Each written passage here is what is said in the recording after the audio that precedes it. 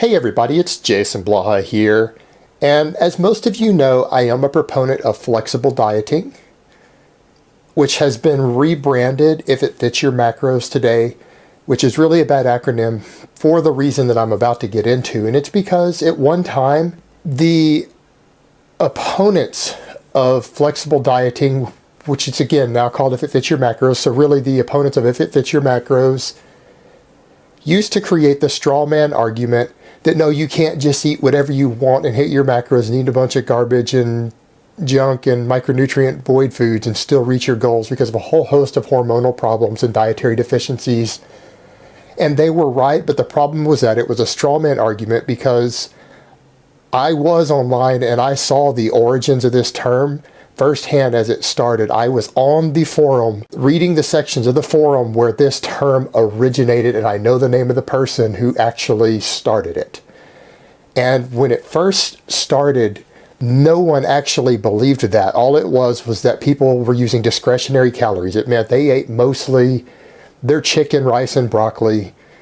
type diets, and if they craved a little bit of treats and they had some calories to spare, they worked it in, and this included guys who were prepping for bodybuilding shows who got ripped to shreds. In fact, the guy who started the term had actually previously, before uttering this term, put up pictures of himself on a bodybuilding stage with striated glutes at 4% body fat. So you can't even argue that the guy who used the term didn't get shredded, and the guy who started it actually used to be a 350-pound fatty when he was in high school. So he clearly has terrible genetics for getting ripped, and yet he used this type of approach and he could still get ripped because he would have a Pop-Tart or a cupcake or some sort of small treat if it worked in his calories and he was craving it. But he ate what you would call a typical bro diet for the rest of his food, and everyone who started this used it that way. And now we have people who, rather than it being purely a straw man, we now have people, and I know people, I've met people in person now, as well as seen people online who now do take it literally, and they actually take the literal straw man argument that used to be used against it. So let's clarify the difference, because as someone who saw the origin of the term and saw where it started and knew the people who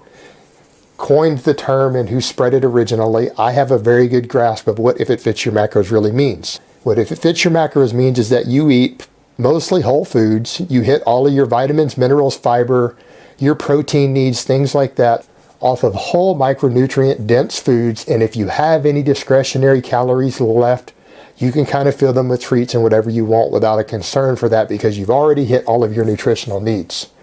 That's If It Fits Your Macros. And now I want to coin a new term for what these other people are doing, and I would like to call it If It Fits Your Dumbass. An example of If It Fits Your Dumbass is someone who eats a lot of micronutrient deficient foods. Let's say they use Pop-Tarts as their primary carb source and whey protein and maybe some almonds or whatever for their fat for a full day, and because they know that they didn't get nearly enough vitamins and minerals, they pop a multivitamin, which the growing body of evidence suggests that a multivitamin doesn't even work correctly the way people think it does, and may not have health benefits for filling micronutrient deficiencies like broad spectrum ones, and then they take a fiber supplement to make up for the fiber. This is a person who follows If It Fits Your Dumbass, not If It Fits Your Macros. Another example, and I've known a number of people now who've said they have clients who have food allergies and intolerances, and because they've bought into the If It Fits Your Dumbass version of flexible dieting, they will eat the foods that they know they have an allergy or intolerance to, have mild allergic reactions, get face swelling, they'll get constipated, all sorts of other problems as a result of it, because they know that it fits their numbers and their macros and it shouldn't affect their body composition. This is a perfect example of someone who follows If It Fits Your Dumbass, not If It Fits Your Macros. Because you have to remember, at the end of the day, if something fits your target macros, yes, it will probably be okay for your overall body composition, but if you are creating micronutrient deficiencies because you're not getting everything that you need from your foods, or you're eating a food that you're allergic or intolerant of, your performance is going to suffer.